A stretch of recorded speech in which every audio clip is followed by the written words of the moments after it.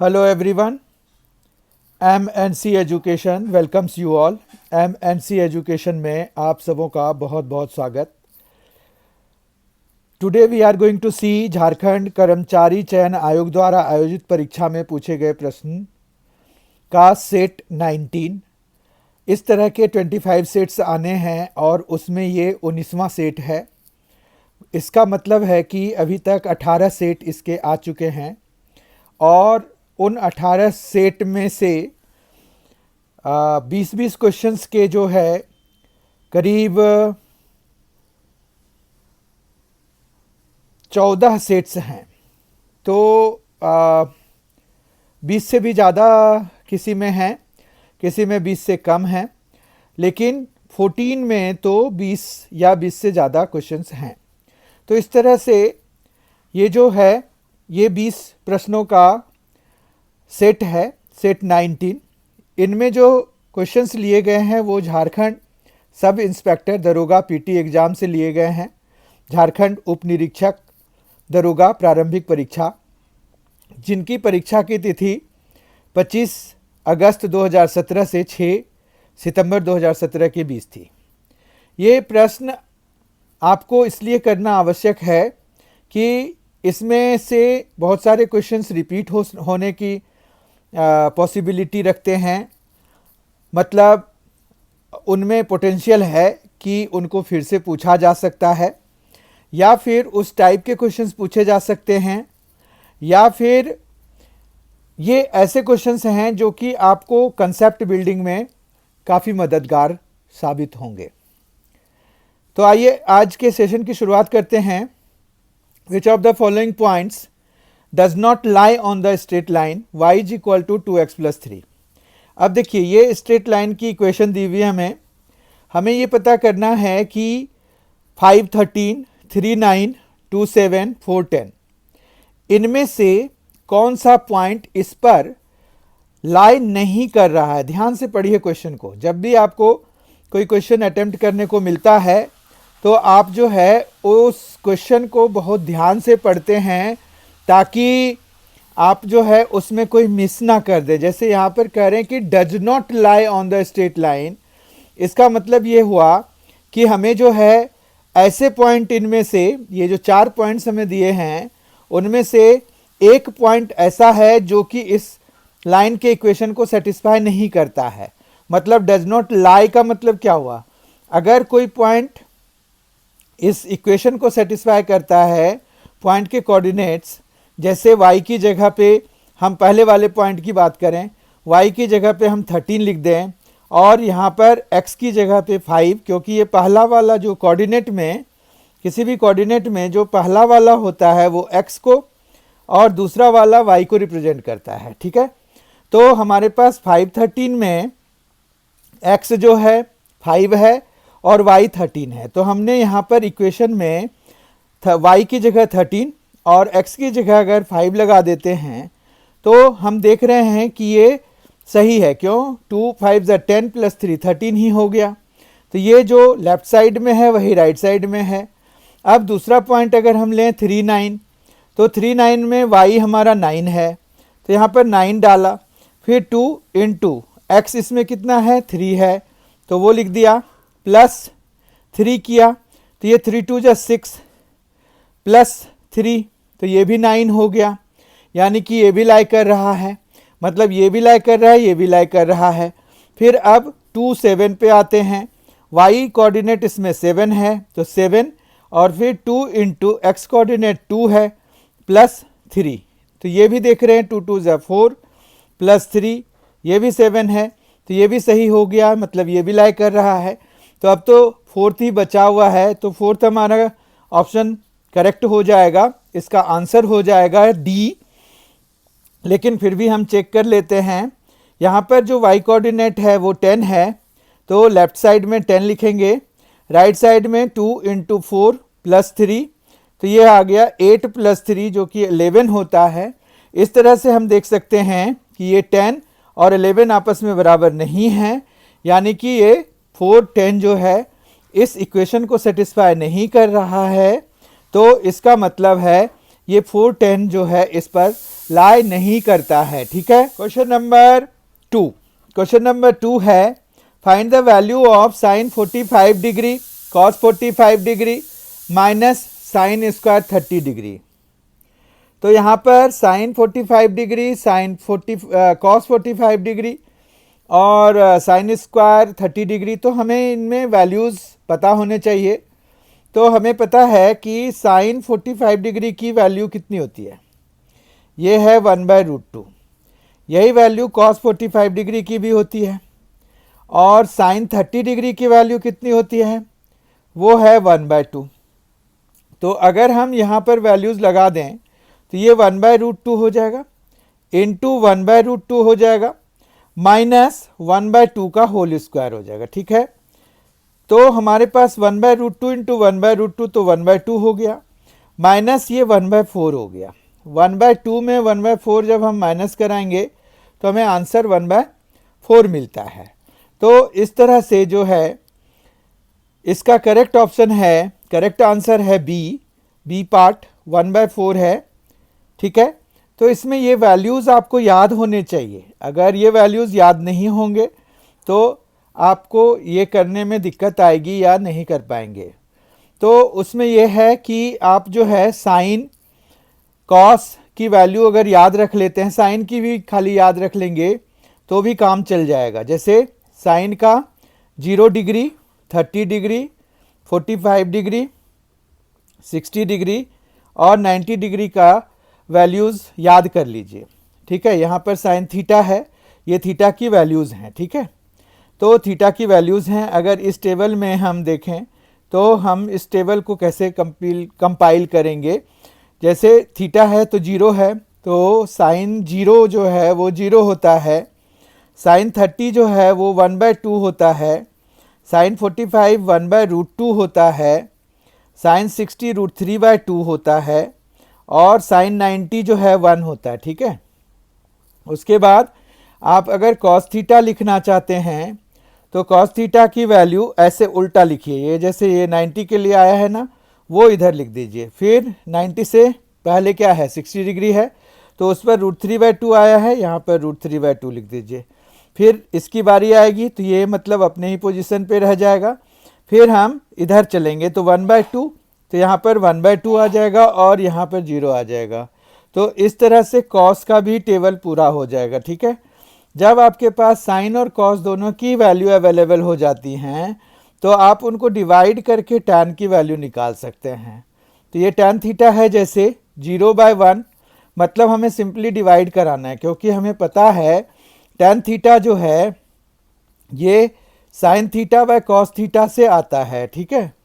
तो हम जो है 0/1 यानी कि 0 लिख सकते हैं, 1/2 डिवाइडेड बाय √3/2। अब देखिए ये 1/2 है, डिवाइडेड बाय √3/2 है, तो आप जो है इसको 1/2 इंटू 2/√3 लिख सकते हैं, क्योंकि जो डिवीजन है वो इंटू में चेंज होने के बाद ये स्वैप हो जाते हैं, मतलब ये रेसिप्रोकल बन जाते हैं, ये तो आपको पता है। तो ये 2/√3 हो गया, ये 2 कैंसिल हो गया, तो यहाँ पर क्या आ गया, 1/√3 आ गया। ठीक है। तो हम इसको क्या लिख सकते हैं, 1/√3, फिर 1/√2 को 1/√2, मतलब किसी भी नंबर को खुद से ही डिवाइड कराएंगे तो हमें क्या मिलेगा, 1 मिलेगा। फिर √3/2 डिवाइडेड बाय 1/2 क्या दे जाएगा, तो वो √3 दे जाएगा। और 1/0 क्या हो जाता है, तो नॉट डिफाइंड हो जाता है, इसको हम NDV लिख देते हैं। तो इस तरह से आपका ये साइन कॉस और टैन के लिए टेबल पूरा हो जाएगा। ठीक है। और इन वैल्यूज़ को याद करना आवश्यक है। बिना ऐसी वैल्यूज़ को याद किए आप ऐसे क्वेश्चंस को अटेम्प्ट नहीं कर सकते जिसमें की वैल्यूज़ रिक्वायर्ड हैं। आगे बढ़ते हैं। Question number 3। क्वेश्चन नंबर 3 है find the number which when subtracted from the terms of the ratio 19:29 makes 8 equal to 3:5। मतलब ये है कि हम ये सपोज कर लें कि 19 में भी x माइनस कर देते हैं और 29 में भी x माइनस कर देते हैं। तो हमें जो आउटकम है वो बता रहे हैं कि ये 3/5 है। ठीक है, तो हम जो है इसको मल्टीप्लाई कराएंगे, क्रॉस मल्टीप्लाई कराएंगे, तो ये आ गया 5 इंटू 19 माइनस एक्स। ये 5 इधर से आके मल्टीप्लाई हो गया। ठीक है, और यहाँ पर 3 है, ये 29 माइनस एक्स इधर जाके मल्टीप्लाई हो गया। ठीक है, अब ये 5 इंटू 19 होता है 95। ठीक, माइनस 5x हो गया इज इक्वल टू 29 इंटू 3 होता है 87 माइनस 3x हो गया। अब ये 5x जो है माइनस है, उधर ले जाएंगे तो प्लस हो जाएगा, और ये 87 को इधर ले आएंगे। ठीक है, तो 95 माइनस 87 हो गया।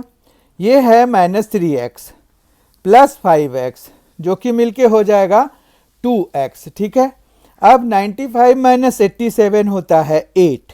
ठीक, और ये हो गया 2x, तो यहाँ पर x कितना आ जाएगा 8/2, यानी कि ये कैंसिल करा दीजिए, 4 आ गया। ठीक है, तो इस तरह से 4 जो है अगर हम सब्ट्रैक्ट करा दें 19 में भी और 29 में भी, तो हमें जो रेशियो मिलेगा वो 3:5 का बच जाएगा। तो वो हम करके भी देख सकते हैं। यहाँ पर 19 माइनस 4, एक्स की वैल्यू 4 आई है ना, तो हम जो है यहाँ पर 19 माइनस 4 करते हैं तो वो आ जाएगा 15, और 29 माइनस 4 कराएंगे तो वो आ जाएगा 25। 5 से कैंसिल कराते हैं तो ये 3/5 आ रहा है जो कि हमें रिक्वायर्ड था। तो इस तरह से 4 इस क्वेश्चन का करेक्ट आंसर हो जाएगा। डी ऑप्शन इसका करेक्ट आंसर हो जाएगा। आगे बढ़ते हैं। आज का क्वेश्चन नंबर 4 है, in a triangle X Y Z O Q parallel to Y Z. तो एक ट्रायंगल हम बना लेते हैं एक्स वाई जेड। ठीक है, एक्स वाई जेड यहाँ पर एक ट्रायंगल बना लिया। इसमें उन्होंने कहा है कि ओ और क्यू जो है respectively lie on X Y and X Z. X Y पे ओ और एक्स जेड पे क्यू, और साथ में ये भी दिया हुआ है कि ओ क्यू जो है वाई जेड के पैरेलल है। ठीक है, दो पैरेलल साइड्स को, पैरेलल लाइंस को हम इस तरह से एरो से डिनोट करा सकते हैं ताकि हमें ये आइडेंटिफाई करने में दिक्कत ना आए कि ये पैरेलल लाइंस हैं। ठीक है, अब यहाँ पर एक्स वाई एक्स जेड है एंड ओ क्यू जो है ये वाई जेड के साथ रेशियो है 5:7। ओ क्यू क्या है, ये है, तो ये 5 मान लीजिए और ये 7 मान लीजिए। ऐसे तो ये रेशियो में है तो ये 5 के और ये 7 के हो जाएगा। What is the ratio of area of triangle X Y Z, ये बड़े वाले का, to the area of triangle O X Q, O X Q.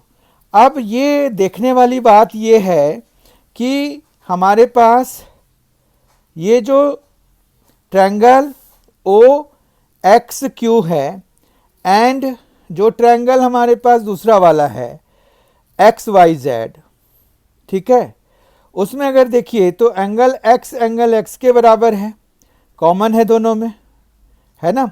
ये एंगल आपको इस वाले ट्रायंगल में भी है जबकि ये बड़े वाले ट्रायंगल में भी है, तो कोई प्रॉब्लम नहीं है, दोनों को हम कॉमन ले सकते हैं।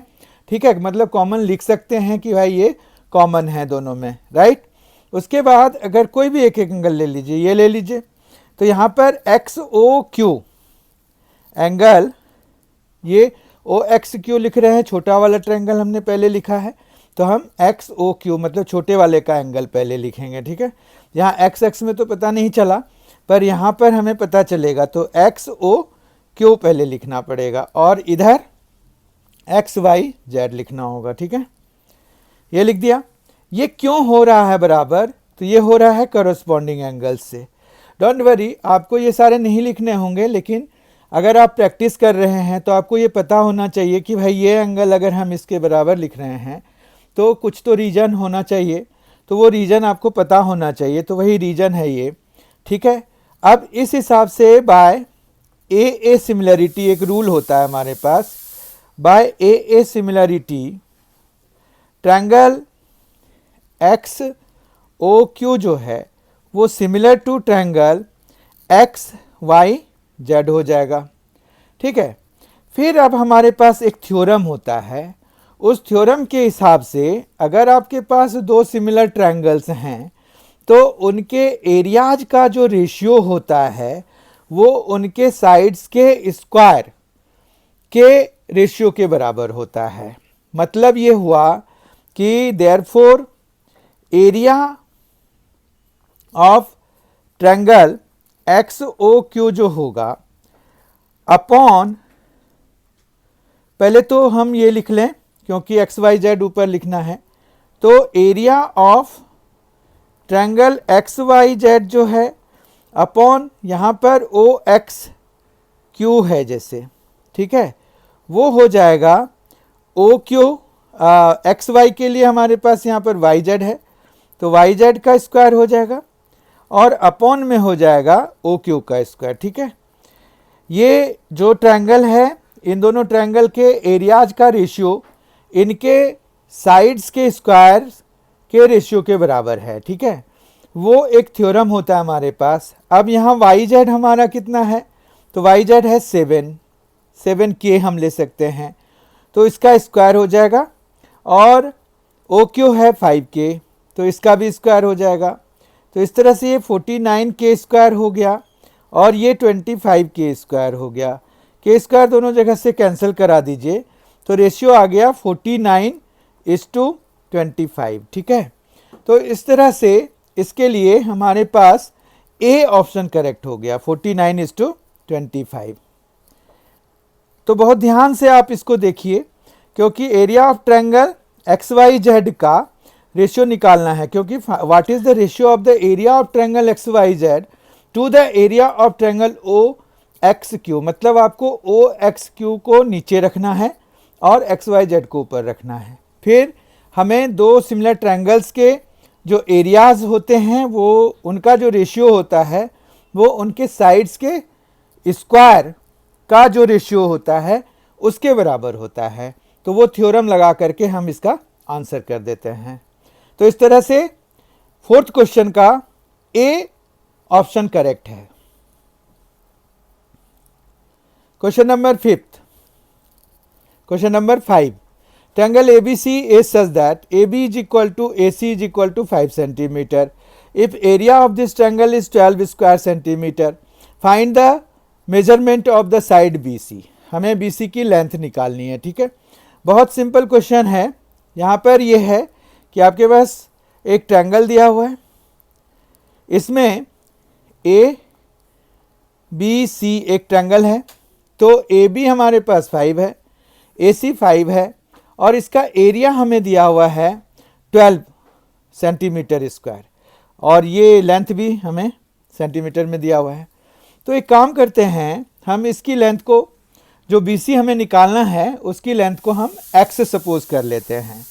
फिर हमारे पास जो एरिया ऑफ ट्रायंगल्स के लिए हीरोन्स फॉर्मूला एक है, हीरोन्स फॉर्मूला लगा देते हैं।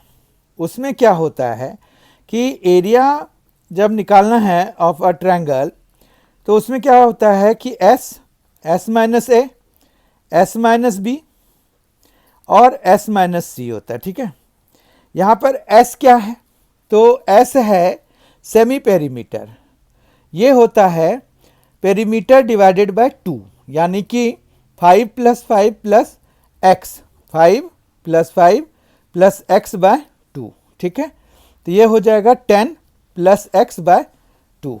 ओके, अब अगर हम वैल्यूज़ लिखना शुरू करें तो यहाँ पर 10 + x बाय 2 एक वैल्यू इनटू, फिर 10 + x माइनस a।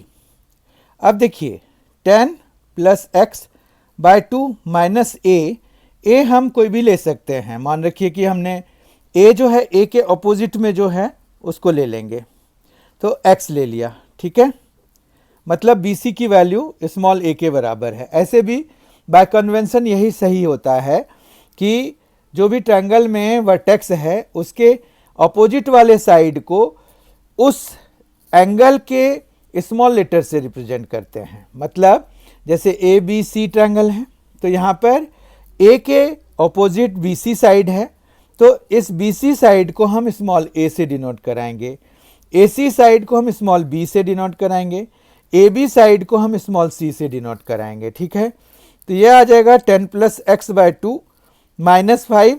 अब तो बाकी दोनों 5 ही हैं तो कोई दिक्कत नहीं है। ठीक है, 10 प्लस एक्स बाय 2 माइनस 5। ठीक है, अब जो है इनको सॉल्व करते हैं। यहाँ पर है 10 प्लस एक्स बाय 2 इंटू, यहाँ पर देखिए 10 प्लस एक्स माइनस 2x हो जाएगा जब आप एलसीएम लीजिएगा तो। ठीक है, तो ये आ जाएगा 10 माइनस एक्स, क्योंकि 2x हो गया, x माइनस 2x तो 10 minus X upon 2 will there. उसके बाद ये भी हमारे पास यहाँ पर देखिए ये 10, यहाँ पर x है, माइनस 10 भी हो जाएगा तो ये x बाय 2 हो जाएगा। इसको भी सॉल्व करेंगे तो x बाय 2 ही आएगा। ठीक है, इस तरह से हमारे पास ये आ गया एरिया। और ये दिया हुआ है किसके बराबर, ये दिया हुआ है 12 स्क्वायर सेंटीमीटर के बराबर। ठीक है, अब हम इसको सॉल्व कराएंगे और x की वैल्यू निकालेंगे, वही हमारा आंसर हो जाएगा। Let us solve it. तो यहां पर जो है ये 12 सेंटीमीटर स्क्वायर के बराबर दिया हुआ है, ये रूट के अंदर में है, तो हम ना सबसे पहला काम ये करते हैं कि स्क्वायरिंग बोथ साइड्स कर देते हैं। स्क्वायरिंग बोथ साइड्स जब कराएंगे तो हमें क्या मिलेगा, v ऑफ 10, यहाँ पर ये सारे रूट से बाहर आ जाएंगे, 10 प्लस एक्स बाय 2 आ जाएगा, इंटू 10 माइनस एक्स बाय 2 आ जाएगा, इंटू एक्स स्क्वायर बाय 4 आ जाएगा। ये दोनों मल्टीप्लाई करा करके आप एक्स स्क्वायर बाय 4 भी लिख सकते हैं, और इधर 12 का स्क्वायर यानी कि 144 हो जाएगा। ठीक है, इतना समझ में आ गया होगा आपको। उसके बाद जो है इसको सॉल्व करके हमें x की वैल्यू निकालनी है। तो यहाँ देखिए ये a plus B into A minus B वाला फॉर्मूला लगा देंगे, तो ये 10 स्क्वायर माइनस एक्स स्क्वायर हो जाएगा upon 4 into X square by 4 is equal to 144 हो जाएगा। ठीक है, इतना समझ में आ गया।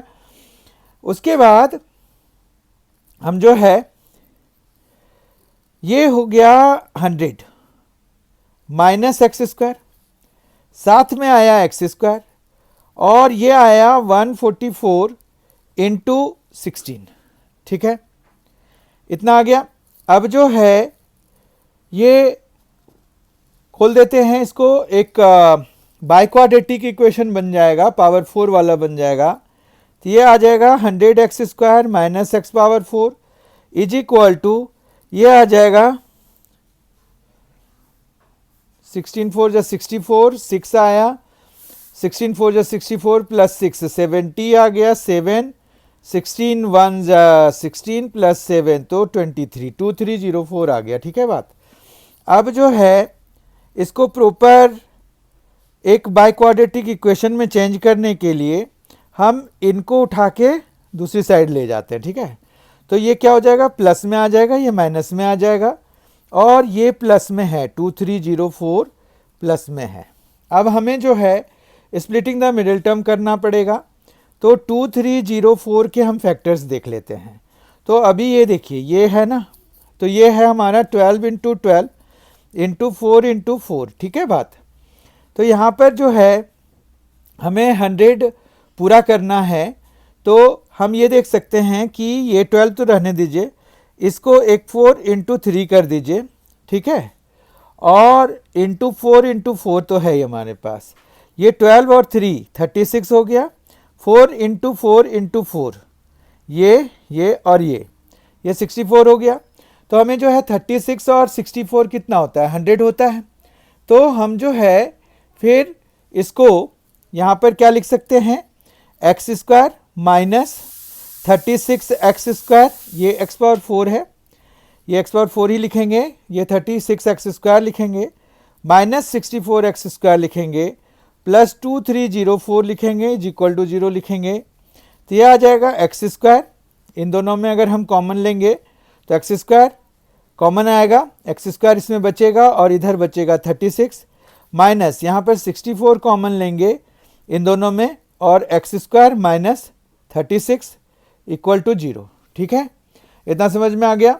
तो इस तरह से हमने दो फैक्टर्स ऑब्टेन कर लिए इसके, वो है एक्स स्क्वायर माइनस 36 और दूसरा है एक्स स्क्वायर माइनस 64 और ये है इक्वल टू 0। इस तरह से एक्स स्क्वायर एक तो 36 है और दूसरा है 64। ये देखिए 1 बाय 1 दोनों को इक्वल टू 0 कराएंगे।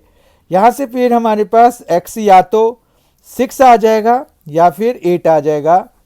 तो हमारे पास जो ऑप्शंस हैं उनको देखते हैं। अब 6 और 8 कौन कौन से पे है, तो अगर आप ध्यान से देखिए तो यहाँ पर जो है a पर 6 है, ये भी सही है, 8 b पर है, फिर सी ऑप्शन में उन्होंने दिया हुआ है इधर ए और बी, तो ये हमारा ज़्यादा अप्रोप्रिएट है, तो हमें सी ऑप्शन लिखना चाहिए। ठीक है, तो इस तरह से क्वेश्चन नंबर 5 का C part, C option correct है। ठीक है, क्वेश्चन नंबर 6 देखते हैं।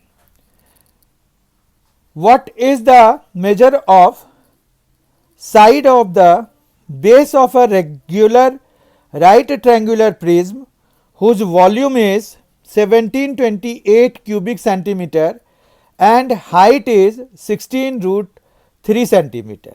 अब देखिए जो भी ट्रायंगुलर प्रिज्म होता है उसके वॉल्यूम का फॉर्मूला हमें याद होना चाहिए। ठीक है, तो यहाँ पर वॉल्यूम की बात कर रहे हैं तो वो होता है बेस एरिया इनटू हाइट।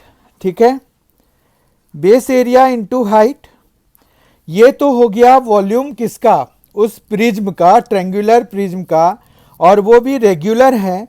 तो बेस एरिया जो है इसका एक इक्विलैटरल ट्रायंगल होता है, जो रेगुलर है उसका बेस एरिया क्या होगा, इक्विलैटरल ट्रायंगल होगा। अगर हम उस इक्विलैटरल ट्रायंगल के साइड की लेंथ मान लेते हैं a, तो बेस एरिया हो जाएगा √3/4 ए स्क्वायर। ठीक है, हाइट हमें दिया हुआ है 16 √3 के बराबर। ठीक है, और वॉल्यूम दिया हुआ है 1728 के बराबर। तो अब अगर हम इसको सॉल्व करने लगें तो 4 से ये 4 टाइम्स में कैंसिल हो जाएगा, फिर √3 इंटू √3 3 हो जाएगा, तो 1728 किसके बराबर हो गया, 12 ए स्क्वायर के बराबर हो गया। तो इस तरह से ए स्क्वायर जो है 1728 बाय 12 हो गया। जब हम इसको डिवाइड कराएंगे तो ये आ रहा है 1, तो यहाँ पर बच रहा है 5, 52, तो 4, 48, तो 4, 144 हो गया। वो किसकी वैल्यू आ रही है, ए स्क्वायर की। तो ए हमारा कितना हो जाएगा, इसमें ए हो जाएगा 12 सेंटीमीटर। ठीक है, तो 12 सेंटीमीटर जो है वो साइड की लेंथ है। अब ऑप्शंस हैं 10, 11, 9, 12, 12 डी पर है, तो हमारा डी ऑप्शन करेक्ट हो जाएगा इस वाले क्वेश्चन के लिए। मतलब क्वेश्चन नंबर 6 का करेक्ट ऑप्शन है डी, जो कि 12 सेंटीमीटर है। Question number 7, there are 2 alloys of 3 metals G, S and P.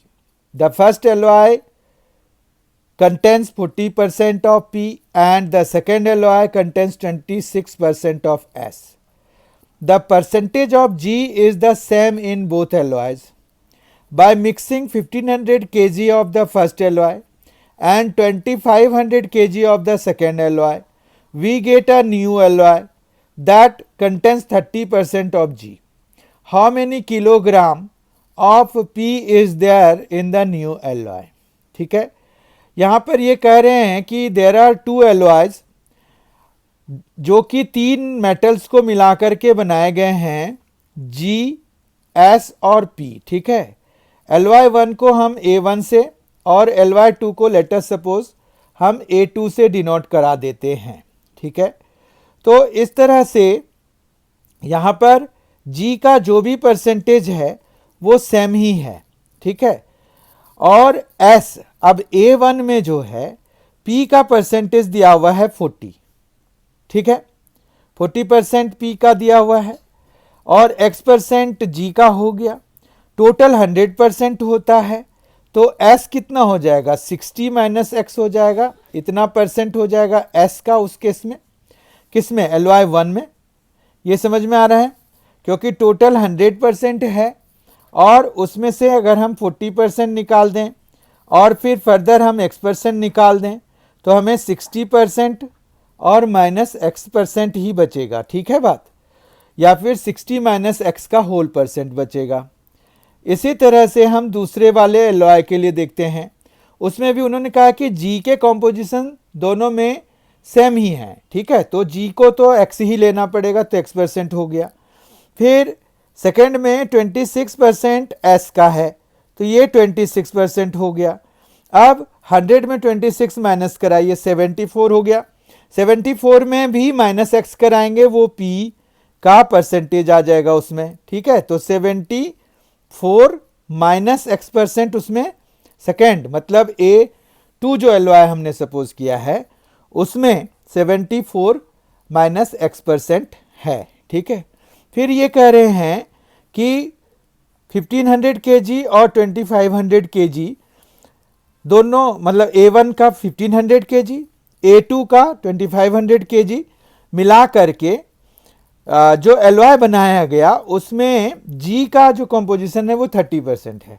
अब चूंकि G का कंपोजिशन तो पहले भी बराबर ही था, तो जो ये 30% आया है यानी कि ये दोनों में 30% ही थे, तभी इनके जो एलॉय फिर फर्दर बनाए गए उसमें भी इनका कंपोजिशन 30% ही रहा, क्योंकि ये सेम ही चले आ रहे हैं शुरू से, ठीक है। ये चीज़ को बहुत ध्यान से समझना पड़ेगा। जैसे ये 30% हो गया तो अब आपका ये S का कंपोजिशन और इधर P का कंपोजिशन पता चल जाएगा, ठीक है।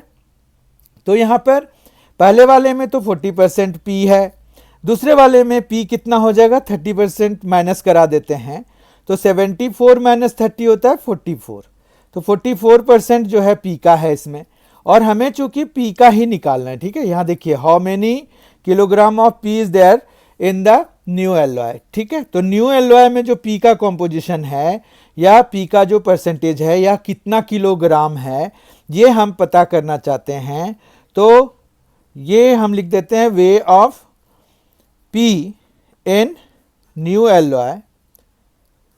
ये कितना हो जाएगा, ये हो जाएगा 40%, मतलब 40/100 इंटू 1500, क्योंकि पहला वाला जो एलॉय है वो 1500 kg मिलाया गया है, जिसमें कि उसका कंपोजिशन 40% है जो कि फिक्स्ड है। बाद में हमने निकाला कि 44% P का है सेकेंड वाले एलॉय में, और जिसका अमाउंट जो हमें यूज़ कर रहे हैं नया एलॉय बनाने के लिए वो है 2500 kg, ठीक है। इस तरह से ये दो जीरोज आप कैंसिल करा दीजिए, ये दो जीरोज कैंसिल करा दीजिए, तो यहाँ पर जो है ये आ जाएगा 600, 15 इंटू 4 60 हो गया, एक जीरो आ जाएगा, 600 आ जाएगा, प्लस 25 इंटू 4 हो गया 100, 10 कैरी हुआ, 25 4 से 100, तो 110 हो गया, ठीक है। 25 इंटू 44, तो 25 इंटू 4 100, एक जीरो, फिर 10 कैरी, 25 इंटू 4 100 और एक 10 जो हमने कैरी किया था वो ऐड हो गया, तो 1100 प्लस 600 मतलब 1700 kg जो है वो P का है। Weight of P in new alloy is 1700 kg। तो यहाँ ऑप्शन में देखते हैं अगर, तो 1700 kg पहले पे ही है, तो यानी कि ए ऑप्शन क्वेश्चन नंबर 7 का करेक्ट है, ठीक है। क्वेश्चन नंबर 8 देखते हैं। ये है a mixture of 10 litres of alcohol and water contains 90% of alcohol, ठीक है। तो यहाँ पर क्या हुआ, अगर एल्कोहल और वाटर की बात करें तो 90% एल्कोहल है तो 10% वाटर है। How much water must be added to the mixture to make the water 25% of the resulting mixture. Remember ये 10 लीटर्स हैं टोटल, तो अब ये कह रहे हैं कि कितना वाटर इसमें मिलाएं जो कि वाटर का कंपोजिशन 25% हो जाए, ठीक है। तो ये जो 10 लीटर्स में 10% वाटर है, तो 10/100 इंटू 10 इतना तो वाटर है, मतलब 1 लीटर वाटर है उसमें। फिर मान रखिए कि x लीटर हमने मिला दिया, तो उसमें तो 100% ही वाटर है ना, क्योंकि पूरा वाटर ही मिला रहे हैं, तो x मिला दिया। तो अब जो कंपोजिशन में हमें चाहिए वो चाहिए कि 25% हो जाए वाटर का, ठीक है। और वो टोटल कॉम्पोजिशन में होगा। तो टोटल कॉम्पोजिशन कितना हो गया, मतलब 10 प्लस एक्स हो गया। ठीक है, अब यहाँ से हम जो है इसको सॉल्व करके x की वैल्यू निकालेंगे। ये देखिए ये पूरा ही कैंसिल हो जाएगा, 1 आ गया यहाँ पर, प्लस ये कैंसिल हो गया, x आ गया। ये है 1/4 इंटू एक्स प्लस 10। ठीक है, तो ये 4 हम उधर ले जाते हैं तो ये आ जाएगा 4 1 ज़ा 4, फिर 4 इंटू एक्स तो 4x is equal to X plus 10। कोई प्रॉब्लम नहीं है। अब जो है ये आ जाएगा 4x माइनस एक्स, तो ये आ जाएगा 3x और इक्वल टू आ जाएगा 6, यानी कि x is equal to 2।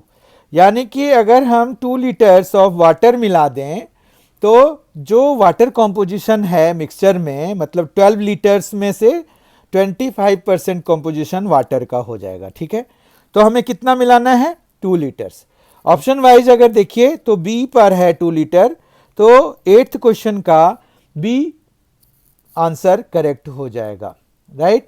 Question number 9 देखते हैं। Aditya distributes his property of 20 lakh among his 3 daughters with Apti, Brahmi and Sundari. The share of Apti is thrice that of Brahmi and the share of Brahmi is twice that of Sundari. Find the ratio in which Apti, Brahmi and Sundari share the property. तो यहाँ पर जो है property चाहे जो भी हो, चूंकि यहाँ पर शेयर का उन्होंने क्या किया है, देखिए आपती है, ब्राह्मी है और सुंदरी है।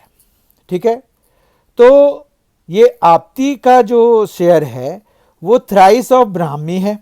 ठीक है, और ब्राह्मी का जो शेयर है वो ट्वाइस ऑफ सुंदरी है। ठीक है, इस तरह से अगर हम ये बी की जगह पे यहाँ पर ये वाली वैल्यू लगा दें तो ए हमारा कितना हो जाएगा, ए हो जाएगा 3 इंटू 2s यानी कि 6s। ठीक है, और b तो हमारा 2s है ही और s हमारा s ही है। सबसे कम शेयर जो मिला है वो सुंदरी को ही मिला है, क्योंकि देखिए ब्राह्मी का भी ट्वाइस है और ब्राह्मी का ट्वाइस है आपती को। तो अगर हमें यहाँ पर, अब देखिए यहाँ 20 लाख का कहीं पर कोई यूज़ नहीं है, क्योंकि वो कह रहे हैं कि किस रेशियो में मिल रहा है, क्योंकि कितना अमाउंट मिल रहा होता वो अगर हमें निकालना होता तब 20 लाख बड़ा इंपॉर्टेंट हो जाता, पर अभी रेशियो निकालना है तो उसमें यही खाली इंपॉर्टेंट है कि भाई वो शेयर का जो उन्होंने जो रूल बनाया उसके हिसाब से किसको किसका कितना पर मतलब ज़्यादा मिल गया, क्या मिल गया, कम मिल गया, तो वो हमें यहाँ से सीधा सीधा निकल जाएगा। तो ए हमारा 6s है, बी हमारा 2s है और s हमारा s ही है। ठीक है, मतलब सुंदरी का s ही रखा। ये देखिए कॉमन चीज़ें कैंसिल करा दीजिए तो आपके पास यहाँ पर क्या बचा, 6:2:1। ठीक है, ऑप्शन वाइज अगर देखें तो ए ऑप्शन इसका करेक्ट है। समझ में आ गया होगा कि अमाउंट यहाँ पर जो दिया हुआ है वो हमें मिसगाइड करने के लिए दिया हुआ है, क्योंकि इसका कोई यूज़ नहीं है अगर हम रेशियो निकालना चाहते हैं। पर अगर हमें चाहिए कि भाई कितना किसको मिला, अमाउंट चाहिए, तो उसमें फिर हमें अमाउंट की भी ज़रूरत होगी, अमाउंट को भी हैंडल करना पड़ेगा। ठीक है, आगे बढ़ते हैं।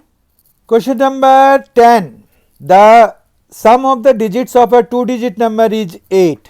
If 18 is subtracted from 8, the digits in the resulting number exchange their places. If the number is x, what is the value of x minus 18? ठीक है, तो यहाँ पर अगर हम मान लें कि यूनिट्स डिजिट जो है, units digit be X, tens digit be Y. ठीक है, तो नंबर हमारे पास आ जाएगा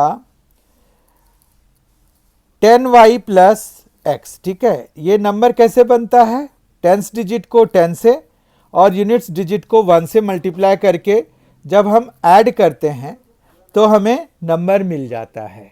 ठीक है, तो हमारे पास यहाँ पर पहले तो जो डिजिट्स का जो सम है वो दिया हुआ है 8। ठीक है, इसका मतलब ये हो गया कि x प्लस वाई जो है 8 है। ठीक, उसके बाद है कि अगर नंबर में 18 सब्ट्रैक्ट कराते हैं तो जो डिजिट्स हैं वो एक्सचेंज देयर प्लेसेस, मतलब 10x प्लस वाई हो जाएगा। ठीक है, इस तरह से यहाँ पर अगर हम y इधर ले जाएं तो ये 9y हो जाएगा, माइनस 9x हो जाएगा क्योंकि x माइनस 10x होगा, और ये 18 माइनस में है, उधर ले जाएंगे तो 18 प्लस में आ जाएगा। ठीक है, इस तरह से हमें एक दूसरा equation y minus X is equal to, ये 9 कॉमन ले जाके उधर डिवाइड करा देंगे तो हमें 2 आ जाएगा।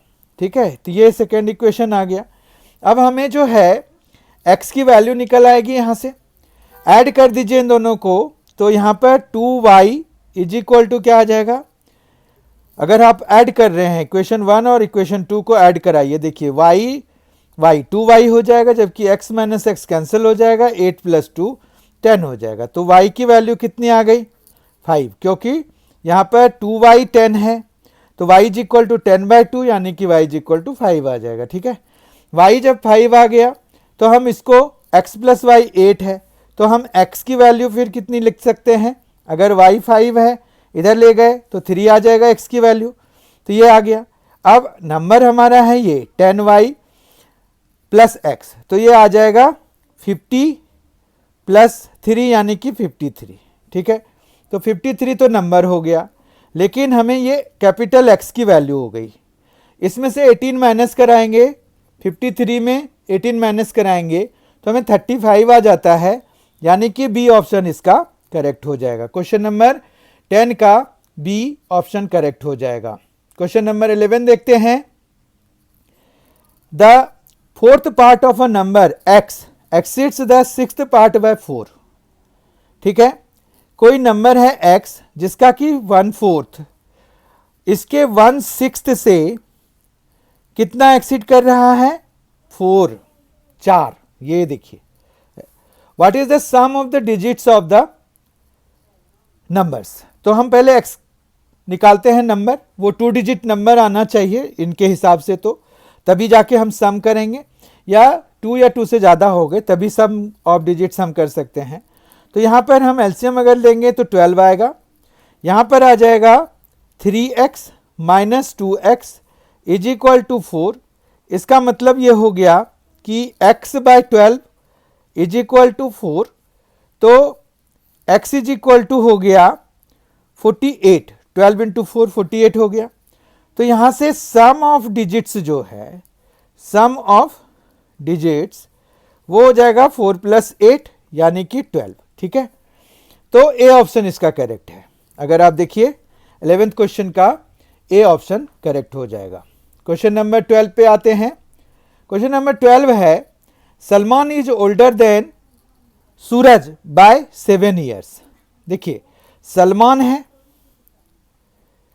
और सूरज है, तो सलमान का एक्स ले लेते हैं उम्र, और सूरज का वाई ले लेते हैं।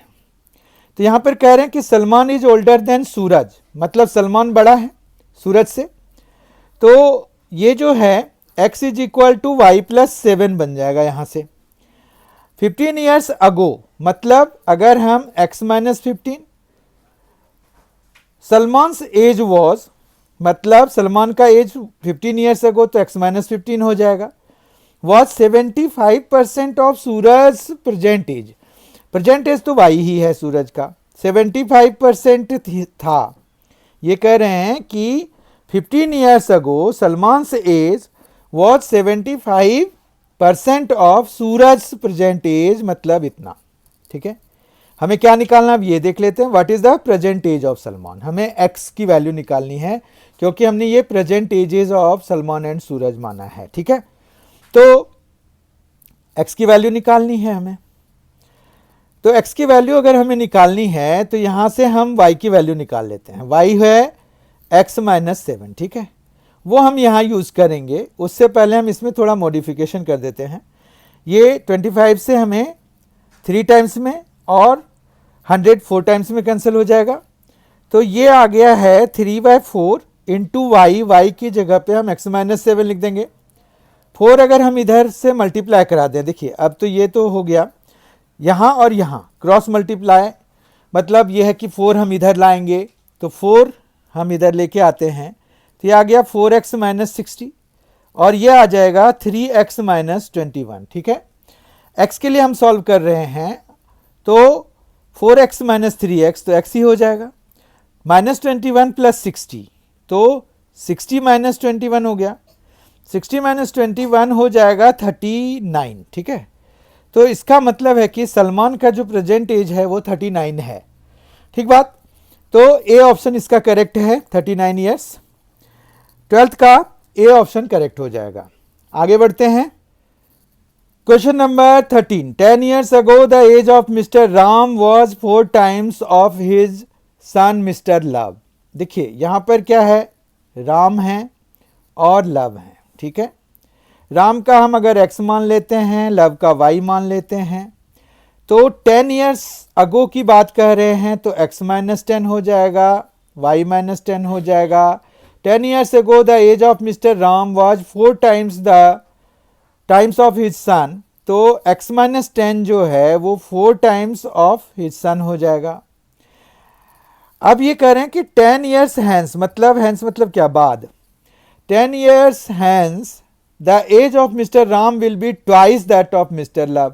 अब 10 years के बाद मतलब x प्लस 10, ये भी y प्लस 10 का हो जाएगा उस समय, और वो कह रहे हैं कि फिर ट्वाइस ही बचेगा, फिर twice that of mister love. तो ये हो गया, समझ में आ रही बात। तो दो इक्वेशंस हमारे पास आ चुकी हैं। What is the difference between the present edges of mister Ram and mister love, मतलब हमें x माइनस वाई निकालना है, राइट। तो उसके लिए हम क्या करेंगे, यहाँ पर सब्ट्रैक्ट करा देते हैं इन दोनों को। तो ये जो है x कैंसिल हो जाएगा, यहाँ पर क्या आ जाएगा, माइनस 20 आ जाएगा। ठीक है, ये 4y है माइनस 2y है तो ये 2y हो जाएगा, ये माइनस 40 है और ये प्लस 20 है वो भी माइनस 20 हो जाएगा, तो ये हो जाएगा माइनस 60। आई होप आपको ये कैलकुलेशन समझ में आ गया होगा। अगर नहीं आया है तो इसको आप खोल लीजिए, 4y लिख लीजिए, इसको माइनस 40 लिख लीजिए और इसको 2y और प्लस 20 लिख लीजिए। साइन चेंज कीजिएगा तो ये आ जाएगा 4y माइनस 2y, तो 2y आ गया, माइनस 40 माइनस 20, क्योंकि साइन चेंज करने के बाद ये भी अब माइनस में हो गया है तो आप माइनस 60 ही लिखिएगा। ठीक है, अब अगर देखिए तो ये 2y जो है, 2y इज इक्वल टू, ये इधर हम ले जाएंगे तो माइनस 20 तो है ही, तो 60 माइनस 20 बेसिकली ये आ जाएगा 40। तो y की वैल्यू कितनी आ जाएगी, y की वैल्यू आ गई 20। ठीक है, और इस तरह से x की वैल्यू कितनी आ जाएगी, तो x माइनस 10, ये पहला वाला ले लेते हैं, ये है 4y, तो यहाँ पर आ जाएगा 4y माइनस 40 के बराबर है।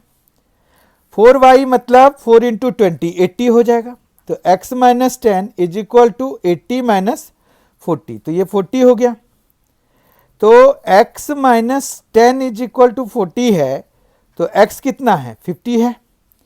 ठीक है, अब दोनों के डिफरेंस चाहिए, x माइनस वाई चाहिए, x 50 है, y 20 है, तो x माइनस वाई कितना हो जाएगा, 50 माइनस 20, 30 हो जाएगा। 50 माइनस 20 इज 30, तो 30 यानी कि बी पार्ट इसका करेक्ट है। ठीक है, question number 14। A person bought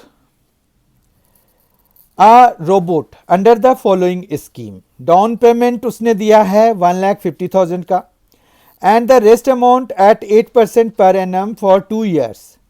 In this way he paid rupees 2,89,200 in total। अब देखिए 2,89,200 in total उसने पे किया, जिसमें से 1,50,000 तो उसका डाउन पेमेंट है, तो उसने जो as a interest plus principal जो किया वो ये सब्ट्रैक्ट कराने से आएगा, तो 200 हो गया, ये 9 हो गया, ये 3 हो गया और ये 1 आ गया, मतलब 1,39,200 उसने जो रिमेनिंग अमाउंट पे जो इंटरेस्ट लगा 8% पर एनम 2 ईयर्स के लिए, तो और फिर यहाँ पर है एज्यूम सिंपल इंटरेस्ट, तो मान रखो कि जो अमाउंट बचा था वो x ले लेते हैं। ठीक है, तो ये जो वैल्यू है वो x plus x into 8 into 2/100 का है, ठीक है, 139 और 200। समझ में आई बात। अब यहां से हम x के लिए इसको सॉल्व करेंगे, तो ये जो है बेसिकली हमारे पास आ जाएगा, ये 100x हो जाएगा प्लस 16x हो जाएगा और अपॉन में 100 हो जाएगा, इज इक्वल टू 139,200 हो जाएगा, ठीक है। अब अगर हम देखें इसको तो ये 116x ऊपर और ये आ गया 139,200 और फिर 00, ठीक है। तो x की वैल्यू के लिए हम 139,2 फिर उस पर 4 जीरोज पर जो है 116 से डिवाइड कराएंगे। 116 से जब आप डिवाइड कराएंगे तो एक तो 1 टाइम में जा रहा है, उसके बाद जो है यहाँ पर कितना बचेगा, 116 है तो ये 39 है और यहाँ 16 है तो 23 मतलब 232 हो जाएगा, 232 मतलब ट्वाइस हो जाएगा और फिर 4 जीरोज हैं, ठीक बात। तो 1,20,000 हो गया, इनको डिवाइड करने से आ रहा है हमारे पास। ये अगर हम कैंसिल कराएंगे तो हम इसको 1,20,000 लिख सकते हैं। तो x की जो वैल्यू थी वो कितनी है, 1,20,000। डाउन पेमेंट उसने किया है 1,50,000। तो टोटल जो ये है इन दोनों का सम मतलब 1.5 लाख और 1,20,000 तो 2,70,000 हो गया। तो 2,70,000 जो है ए ऑप्शन इसका करेक्ट हो जाएगा, ठीक है। 2,70,000 ये इसको प्लस डाउन पेमेंट को ऐड करके आएगा, ठीक है। प्लस डाउन पेमेंट जब करेंगे तो जो है आएगा वो हमारा उस गाड़ी की वैल्यू थी पहले। अगर कोई कैश में खरीदना चाहेगा तो वो उसको उतने में मिल जाएगा, ठीक है। 15th क्वेश्चन बहुत ही सिंपल क्वेश्चन है, पढ़िए। Which of the following points shows the coordinates of a point below x-axis at a distance of 7 units from the x-axis but lying on y-axis, ठीक है। इसको अगर आप ध्यान से देखिए तो ये कह रहे हैं कि ये y-axis पे पॉइंट लाई करना चाहिए, लाइंग ऑन y-axis है, x-axis से नीचे होना चाहिए और 7 यूनिट्स नीचे होना चाहिए। तो अगर हम 7 यूनिट्स नीचे जाएंगे, मान रखिए यहाँ पहुँच गए, तो हम तो नेगेटिव उसमें चलेंगे, क्योंकि हम जब लेफ्ट में चलते हैं तो नेगेटिव चलते हैं या बिलो चलते हैं तो नेगेटिव, राइट चलते हैं तो पॉजिटिव होता है, ये एक्स एक्सिस है, और ऊपर चलते हैं तो पॉजिटिव होता है। तो इस पॉइंट का अगर हम कोऑर्डिनेट लिखना चाहते हैं जिसमें कि y कोऑर्डिनेट -7 से डिनोटेड है, तो ये 0 -7 से डिनोटेड होगा, क्योंकि हमें पहले तो x कोऑर्डिनेट ही लिखना होता है। तो x कोऑर्डिनेट हमने 0 लिखा, -7 लिखा। इस तरह से सी ऑप्शन जो है इस वाले क्वेश्चन का करेक्ट हो जाएगा, ठीक है। तो क्वेश्चन नंबर 15 का आंसर है ऑप्शन सी। क्वेश्चन नंबर 16 देखते हैं। A park outside a locality is in the form of a trapezium, lengths of whose parallel sides are 20 metre and 32 metre and the distance between the parallel sides is 30 metre. What is the area of the park. देखिए, यानी कि ये क्या कह रहे हैं, park outside a locality is in the form of a trapezium, मतलब हमें ट्रेपेजियम का एरिया निकालना है, यही सिंपली कह रहे हैं, ठीक है। हम अगर काम की बात देखें तो यहाँ पर मान रखिए कि ये ट्रेपेजियम वाली फील्ड है, पार्क है, lengths of which parallel sides are 20, ये 20 है और ये 32 है, मीटर्स में है सारे, ठीक है। उसके बाद यहाँ पर जो है distance between parallel sides is 30, मतलब ये हाइट भी दे दिया उन्होंने, ये दे दिया 30 मीटर का। अब अगर ट्रेपेजियम का एरिया हम देखें तो वो होता है area is equal to 1/2 sum of parallel sides, मतलब यहाँ पर क्या हो जाएगा 20 + 32 sum of parallel sides into distance between them यानी कि 30, ये हो गया 52 इनटू 15 हो गया, 15 2 ज़ा 30, 3 कैरी हो गया, 15 5 ज़ा 75 + 3 78 हो गया, तो 7 8 और ये मीटर स्क्वायर, ठीक है। तो इस तरह से 780 स्क्वायर मीटर, सी ऑप्शन इसका करेक्ट हो गया। 16th क्वेश्चन का 780 यानी कि सी ऑप्शन 16th क्वेश्चन का करेक्ट है।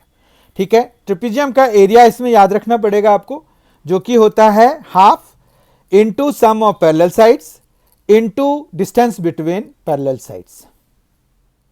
Question number 17, the line 4x plus 7y is equal to 12 meets x axis at which of the following points। सबसे पहले ये देखिए meets x axis का क्या मतलब है कि ये x axis को कहाँ कट कर रहा है।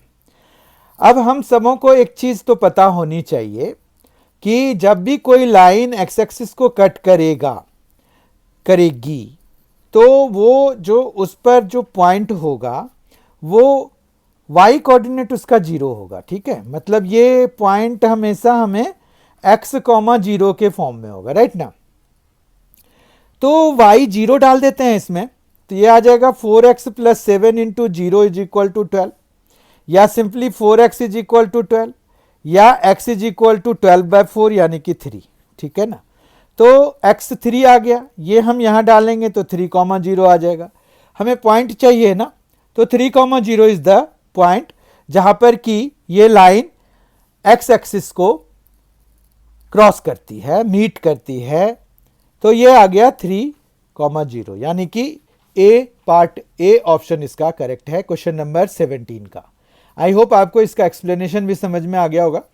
क्वेश्चन नंबर 18 देखते हैं। The sum of ages of Amit, Ajay and Abhishek is 150 years. अब देखिए यहां पर अमित है, अजय है और अभिषेक है, ठीक है। इनके एजेस मतलब x, y और z हम सपोज कर लें अगर, तो उनका सम जो है वो 150 के बराबर दिया हुआ है, कोई प्रॉब्लम नहीं है। 20 years ago their ages were in the ratio 5:6:7, मतलब x minus 20 is to y minus 20 is to z minus 20। ये जो रेशियो दिए हुए हैं वो है 5:6:7। एक बात बताऊं, ऐसे क्वेश्चन को कभी भी हम इस तरह से इक्वेशन बना करके फॉर्म करके नहीं करते हैं। यहाँ पर हम जो है ये 5:6:7 जैसे हमें ये ऑप्शंस दिए हुए हैं ना, उनमें से हम ऑप्शंस में से एक्सट्रैक्ट करते हैं आंसर को, ठीक है। वो कैसे करते हैं अभी आपको मैं बता रहा हूं। इसमें जैसे देखिए आपको रेशियो कितना चाहिए, 5:6:7 चाहिए। ये इन्होंने प्रेजेंट एजेज का रेशियो दिया हुआ है 5:6:7, ये इंक्रीजिंग है। पहला वाला देखिए 40, 60, 50, ये नहीं चलेगा क्योंकि सेकेंड वाला बड़ा हो गया है, थर्ड वाला कम है। तो यहाँ पर फर्स्ट और सेकेंड तो ठीक था, थर्ड में गड़बड़ आ गई। यहाँ पर देखिए क्या हुआ, फर्स्ट वाला बड़ा है, सेकेंड वाला छोटा है, फिर थर्ड वाला और बड़ा है, तो ये भी ऑप्शन खत्म हो गया। 55, 35, 60 सिमिलर थिंग इज हैपनिंग है, ये भी खत्म हो गया। तो ऑप्शन वाइज तो यही ऑप्शन हमारा करेक्ट है। तो आप बहुत सारे कैलकुलेशन से बच जाएंगे, ठीक है। अब देखिए ये ऑप्शन कैसे करेक्ट है ये भी वेरीफाई कर लेते हैं। 45 है प्रेजेंट एज अगर, तो 20 ईयर्स बैक कितना हो जाएगा, 25, ठीक है। 50 है तो 20 ईयर्स बैक 30 हो जाएगा। 55 है 20 ईयर्स बैक 35 हो जाएगा। अगर आप 5 इनमें जो कॉमन फैक्टर है वो निकाल दें तो 5:6:7 ही तो आएगा। ये समझ में आई बात।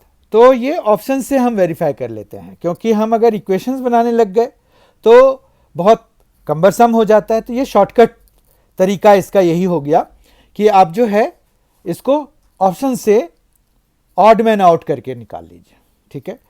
क्वेश्चन नंबर 19 पे आते हैं हम। क्वेश्चन नंबर 19 है a minus b is equal to 3 दिया हुआ है, a square plus b square 89 दिया हुआ है, a ग्रेटर देन b भी दिया हुआ है। What is the value of a plus b, हमें a प्लस बी की वैल्यू निकालनी है, ठीक है। तो यहाँ पर a माइनस बी अगर हमें 3 दिया हुआ है, इसको अगर हम स्क्वायरिंग करा दें तो हमें मिलेगा a square plus b square और मिलेगा -2ab और इक्वल टू मिलेगा 9, ठीक है। इतना समझ में आ गया।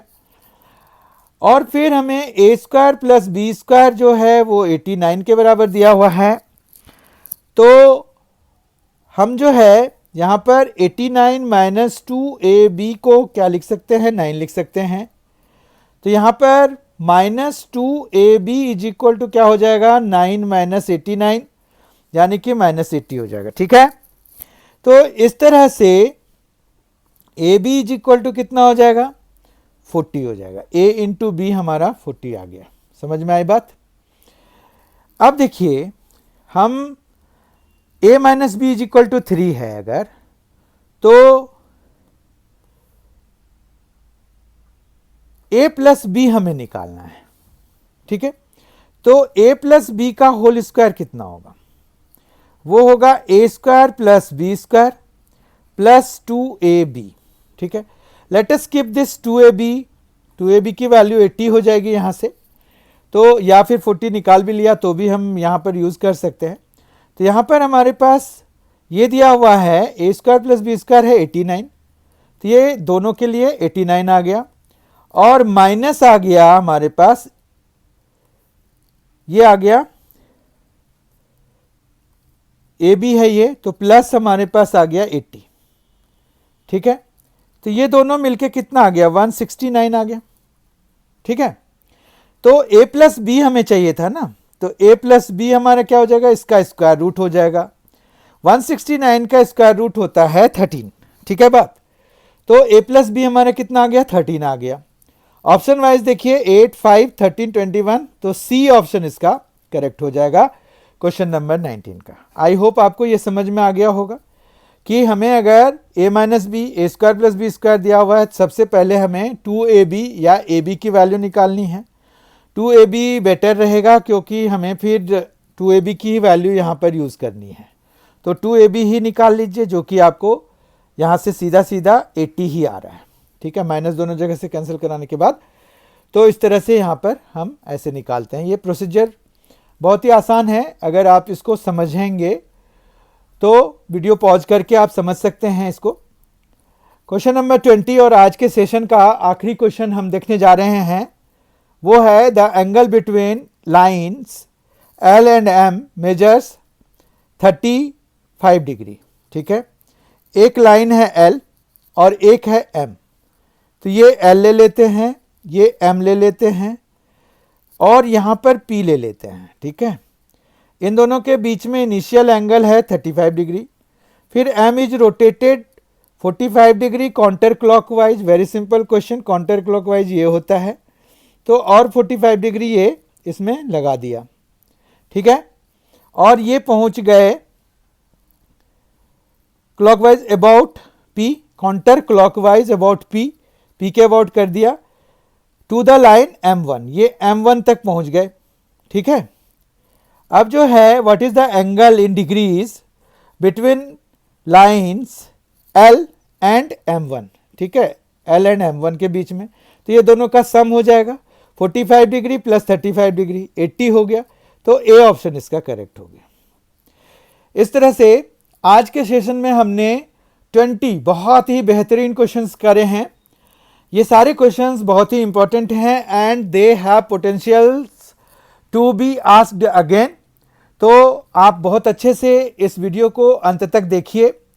अगर आपको कोई क्वेश्चन समझ में नहीं आ रहा है तो उसको वीडियो को पॉज करिए। उससे भी पहले और बहुत ही इंपॉर्टेंट बात यह है कि कोई भी क्वेश्चन जो आप देख रहे हैं उनको आप पहले खुद अटेम्प्ट करिए।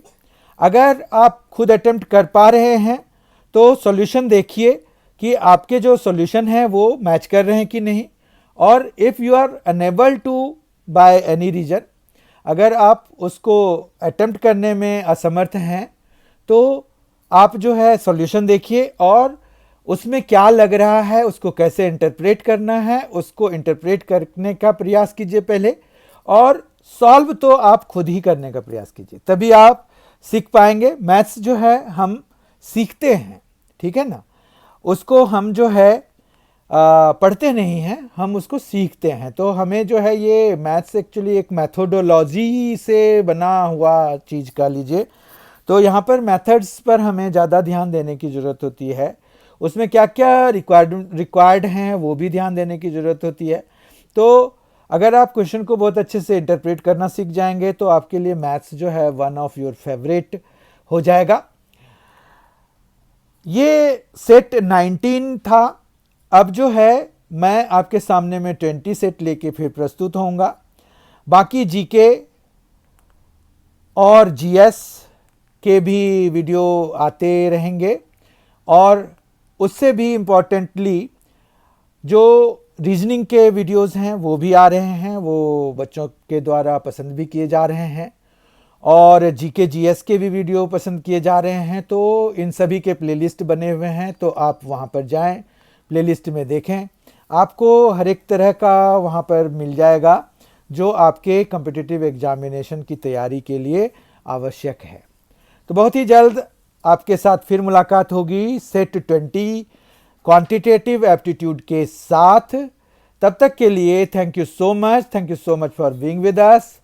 Thanks a lot and be very well prepared for the examination.